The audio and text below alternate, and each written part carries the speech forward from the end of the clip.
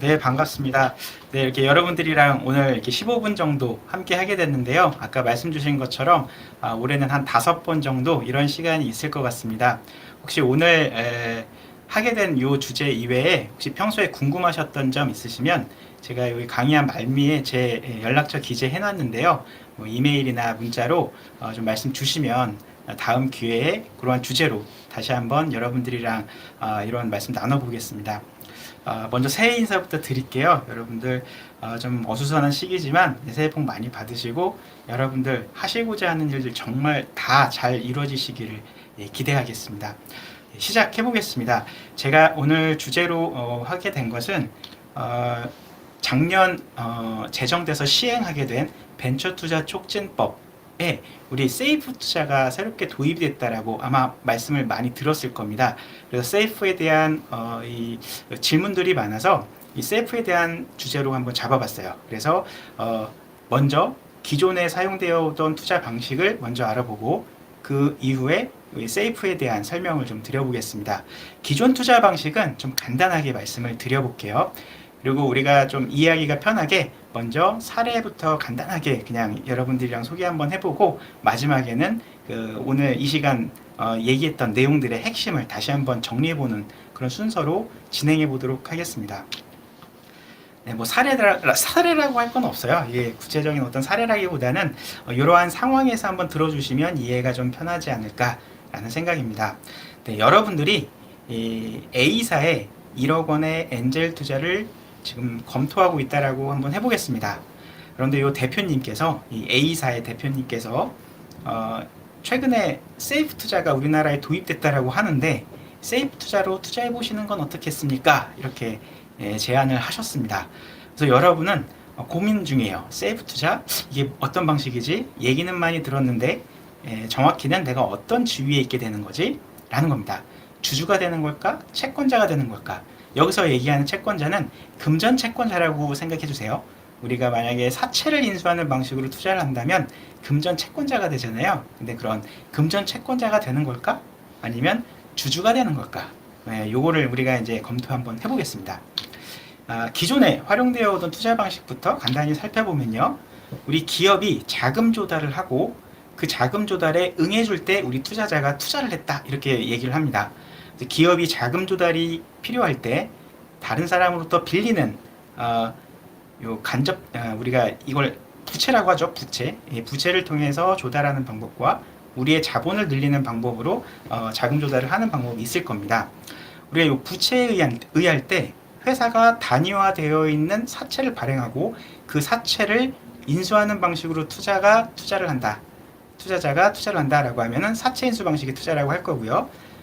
우리가 만약에 자본을 늘리는 방법에 있어서 단위화되어 있는 주식, 신주죠. 신주를 발행하고 투자자가 그 신주를 인수하는 방식이라면 주식 인수 방식에 투자를 한다. 이렇게 얘기를 할 겁니다.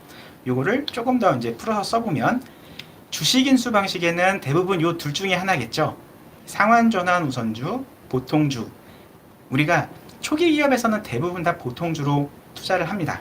그 이후에 이제 투자 단계가 많이 이제 진척이 되면 그 다음부터는 여러 가지 성격이 붙어 있는 상환 전환 우선주 방식의 투자도 이루어집니다. 여기서 가끔은 전환에 대한 성격만 빠져 있는 상환 우선주 또는 상환에 대한 내용이 빠져 있는 전환 우선주 이러한 형태로도 발행이 되는데 대부분은 우리가 상환 전환 우선주 방식으로 많이 이루어져서 우리가 실무에서 우선주다라고 하면은 요 상환 전환 우선주를 얘기하는 경우가 많습니다. 그리고 상환 전환 우선주를 우리가 영어로 표현을 해서 약자를 따서 RCPS라고 우리가 약자로 쓰기도 하죠. 근데 우리가 엔젤 투자 단계에서는 사실 이 우선주 투자로 이루어지는 경우가 사실 좀 찾아보기가 어렵고요. 회사한테도 부담이고 후행 투자를 위해서도 우리가 보통은 보통주 투자를 합니다. 그래서 보통주 투자로 이제 하고요. 사채 인수 방식의 투자로서는 이 두 가지 방법을 얘기를 많이 해요. 전환사채와 신주인수권부사채를 얘기를 하는데 일단 발행한 당시에는 사채권자입니다. 그런데 향후에 미리 정해놓은 가격으로 주식으로 전환할 수 있는 전환권이 붙어있는 전환사채, 미리 정해놓은 가격으로 신주를 인수할 수 있는 신주인수권부사채, 우리가 이렇게 주식으로 넘어갈 수 있는 성격을 가지고 있는 이러한 사채들로 투자를 하기도 한다는 거죠. 이것도 마찬가지로 초기 단계보다는 거의 이제 후단, 우리가 IPO 이전의 단계 그 무렵에 보통 이렇게 투자를 합니다. 왜냐면 요거는 회사한테는 부채로 잡히고 이 재무 구조가 안 좋아질 수도 있기 때문에 초기 기업한테는 좀 많이 큰 부담입니다. 그래서 초기 기업에는 보통주 이제 투자 방식으로 대부분 이제 이루어진다라고 볼 수 있는데요. 요 프로젝트 투자나 교환사채 투자는 우리가 우리 초기 기업에 대한 투자로서는 거의 이루어지지 않기 때문에요. 여기서 설명을 생략하겠습니다. 여기서 이 전환사채와 신주인수권부사채, 그리고 요거를 사채의 성격과 주식의 성격을 다 가지고 있다라고 해서 하이브리드 투자다 이렇게도 얘기를 하고요. 우리가 법률적으로는 주식 연계사채다 이렇게도 얘기를 합니다. 그리고 우리 기사에서 보면은 메자닌 투자라는 표현을 많이 쓰는 경우가 있어요. 이 메자닌 투자는 메자닌 투자에 대해서 좀 말씀을 메자닌에 대한 용어를 좀 설명을 드리면 이렇게 전환사채와 신주인수권부사채의 경우에는 이렇게 중간 영역에 있다라는 겁니다. 이 메자닌이라는 용어가 이탈리아어로 1층과 2층 사이의 요 라운지 공간을 메자닌이라고 한대요. 그래서 우리가 요 투자자의 지위로서 요 중간에서 회사가 그렇게 기업 가치가 막 상승이 안 이루어진다라고 하면은 그냥 사채로서 사채 원리금을 청구를 하고요. 이 회사가 너무 좋아져서 기업 가치 상승이 너무 급격히 이루어지고 있다라고 하면은 주주로 가서 주식으로 전환을 하거나 신주인수권을 행사를 해서 주주로서 그 차익을 거두게 된다. 양측을 다 노릴 수 있다라고 해서 우리가 메자닌 투자다라고도 얘기를 한다는 겁니다. 용어로서 한번 말씀을 드려봤고요. 그렇다면 기존의 투자 방식은 투자자가 주식을 인수해서 주주가 되거나 사채를 인수해서 채권자가 되거나 금전 채권자가 되거나 이 둘 중에 하나였다라고 정리할 수 있었을 거예요. 그런데 이번에 세이프 투자는 조금 다릅니다. 그걸 한번 말씀드려 보겠습니다. 자, 이제 세이프에 대해서 이제 말씀을 드려보려고 합니다. 먼저 이 세이프가 왜 필요할까? 왜 도입되었을까? 하는 부분을 설명드리기에 앞서서 이 내용을 정확히 이해하고 어떤 기사를 쓴 이 기사가 있더라고요. 그래서 이 기사를 인용해 봤습니다. 여기에 이 주황색으로 마킹한 부분을 보시면 이렇게 되어 있네요. 벤처투자법에서는 이거 세이프요. 세이프 조건부 지분인수 계약을 처음으로 규정한다. 미국 실리콘밸리에서는 기업가치 측정이 어려운 초기 창업기업 투자에 널리 활용되고 있다. 이렇게 얘기하고 있는데요. 이 표현이 너무나 정확합니다. 기업가치 측정이 어렵기 때문에 지금 판단하지 않겠다라는 겁니다. 만약에 지금 우리의 여러분들이 투자하려고 하는 이 기업의 기업 가치가 정확히 평가가 될 수가 있어서 우리가 투자 단가를 정해서 투자할 수 있다라고 하면 그렇게 하면 될 거예요. 근데 이거는 왜 필요했냐면 이 초기 기업일수록 기업 가치 평가가 어렵고 그래서 기업이 생각하는 기업 가치와 투자자가 생각하는 기업 가치의 갭이 너무 크다는 겁니다. 그래서 협상이 이루어지지 않아서 무산되는 경우도 있었다라는 거예요. 그래서 합리적으로 생각할 때 그 투자 단가를 정하는 거를 나중으로 미루자, 후행 투자로 미루고 지금은 일단 돈만 투자하자. 이 개념이 요 세이프 투자다라고 생각을 해주시면 될 것 같습니다. 네. 제가 우리 법을 살펴보기 전에 우리 제정되어서 우리 법 규정에 들어온 세이프에 대한 내용을 살펴보기 전에 그 이전에 우리가 활용되어 오던 우리가 논의되어 오던 요 세이프에 대한 설명을 한번 드려볼게요. 개념 요소와 함께 한번 따져보겠습니다. 요 세이프라는 투자는 그렇게 오래되지는 않았습니다. 이 미국에서 실리콘밸리에서 Y 컴비네이터라고 하는 대형 엑셀러레이터가 있는데요. 되게 인정을 많이 받더라고요. 이 Y 컴비네이터에서 만들어낸 겁니다.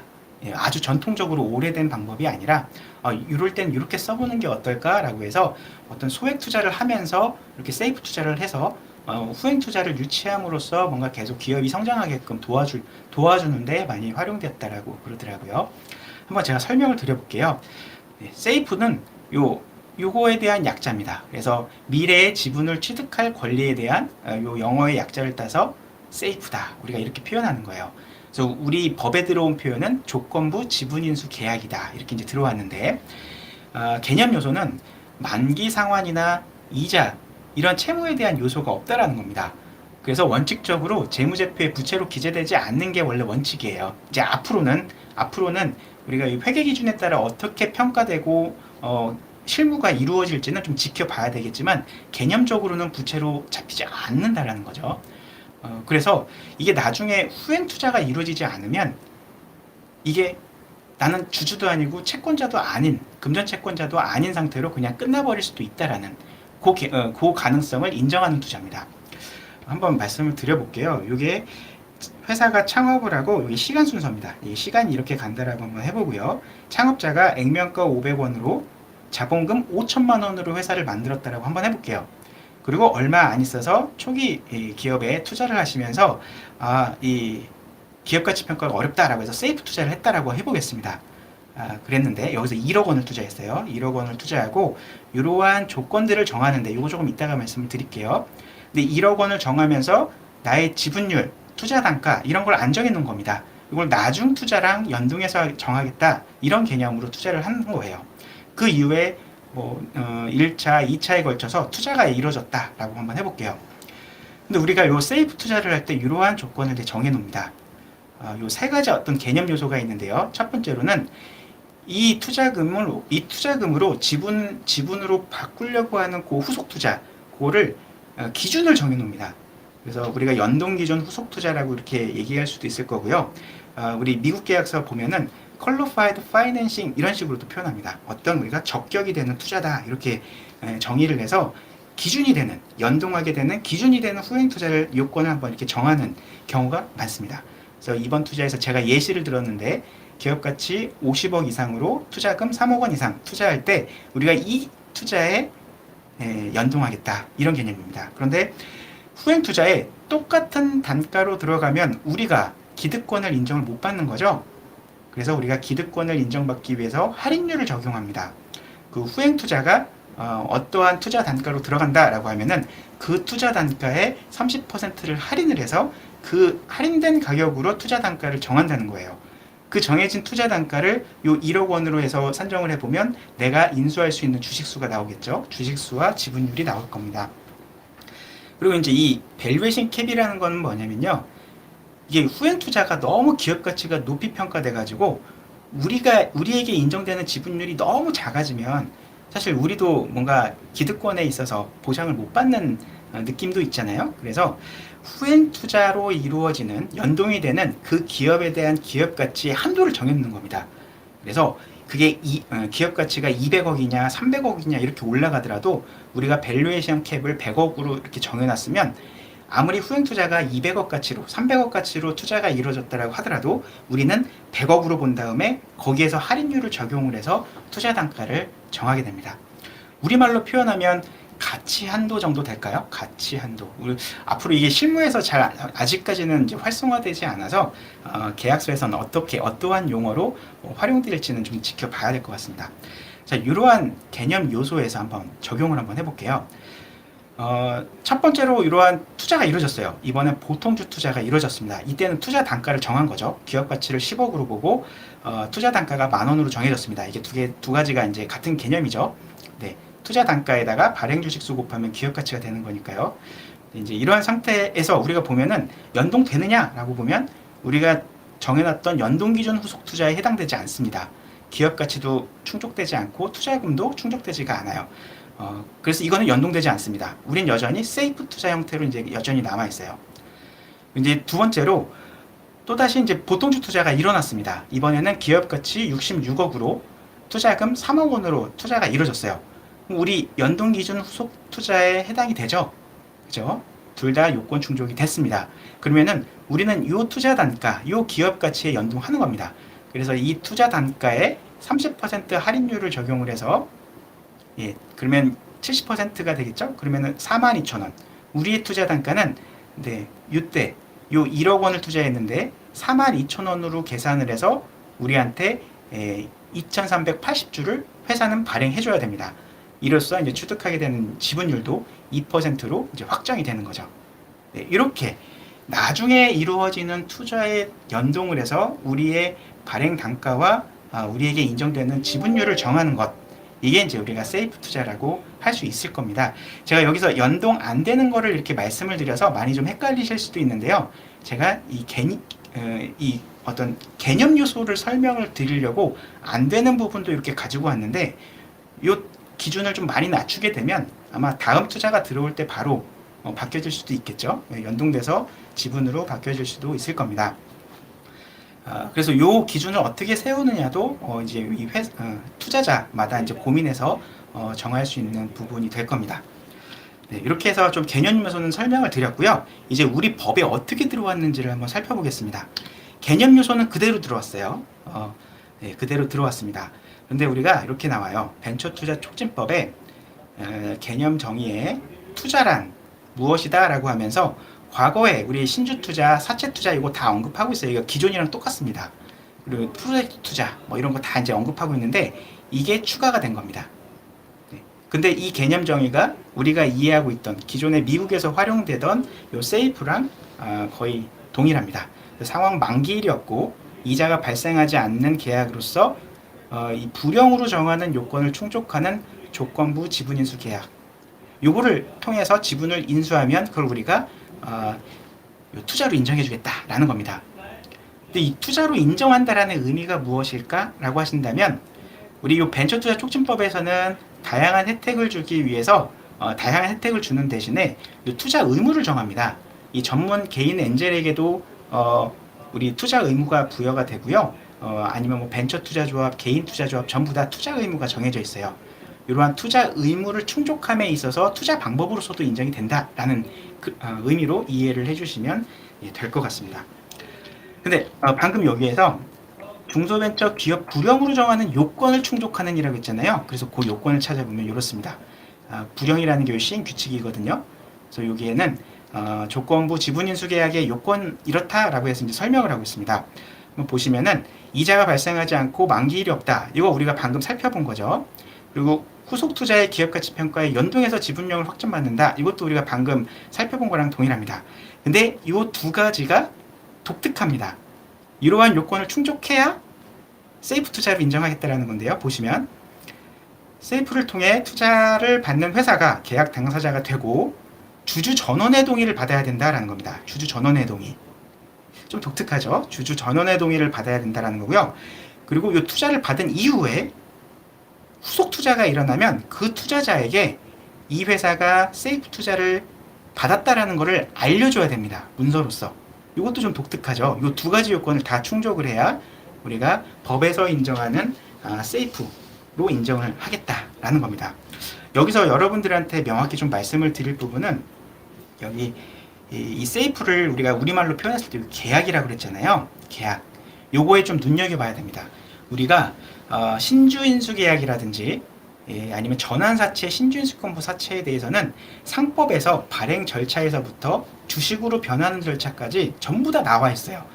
그래서 우리가 그런 신주인수 방식이나 사채인수 방식으로 투자하시면은 거기에 따라서 우리가 권리 행사를 하는 데 있어서는 별로 어려움이 없어요. 주주로 인정받는 데 어려움이 없습니다. 그런데 여기서 얘기하는 세이프 투자, 조건부 지분인수 계약에서는 이거는 상법에서 보장한 절차는 아니기 때문에 회사의 협조가 필요합니다. 우리가 세이프 계약을 한 다음에 권리 행사를 해서 지분으로 달라라고 하면은 회사에서는 제3자 배정 유상증자 절차를 별도로 거쳐야 돼요. 회사에서.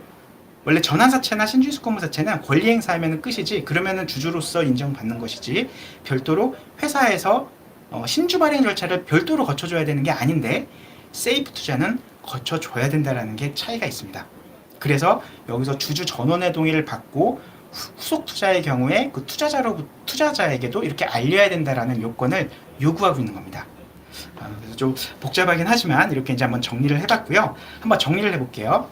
우리 세이프 투자는 2020년 8월 12일 날 시행된 벤처투자 촉진법에 따라서 인정되었다. 벤처투자의 한 유형으로 인정되었다. 이렇게 봐주시면 되고요. 그리고 두 번째로 이러한 방법은 초기 기업에 대한 기업가치 평가가 곤란하다는 문제를 해결하기 위해서 고안된 방식이고요. 후에 이제 향후에 투자가 이루어졌을 때 그 투자에서 이루어진 기업가치 평가, 그래서 투자 단가에 연동해서 우리의 지분율을 인정받는다라는 개념이다라고 봐주시면 되고, 자 이제 세 번째로 이런 연동이 되는 후속 투자가 있게 되더라도 우리 세이프 투자자가 당연히 주주가 되는 게 아니에요. 회사가 제3자 배정 유상증자 절차를 거쳐줘야 됩니다. 대부분 이사회 결의잖아요. 이사회 결의를 통해서 제3자 배정 유상증자 절차를 거쳐줘야 세이프 투자자가 주주로서 인정이 됩니다. 제가 여기서 결론을 말씀 안 드렸죠? 결론은 여러분들이 세이프 투자로 하셔야 될지 말아야 될지, 그러니까 아까 제가 사안으로 말씀드렸던 그 A사에 세이프 투자를 하셔야 될지 말아야 될지 이 부분은 여러분들이 판단하시는 것으로 제가 남겨두려고 별도로 결론을 안 내렸습니다. 그리고 앞으로 이 실무가 어떻게 실무가 어떻게 쌓여나갈지는 좀 한번 지켜볼 필요도 있어요. 어떻게 운영이 될지. 그래서 우리 오늘은 세이프의 개념 위주로 좀 말씀을 드려봤습니다. 그래서 제가 준비한 건 여기까지고요.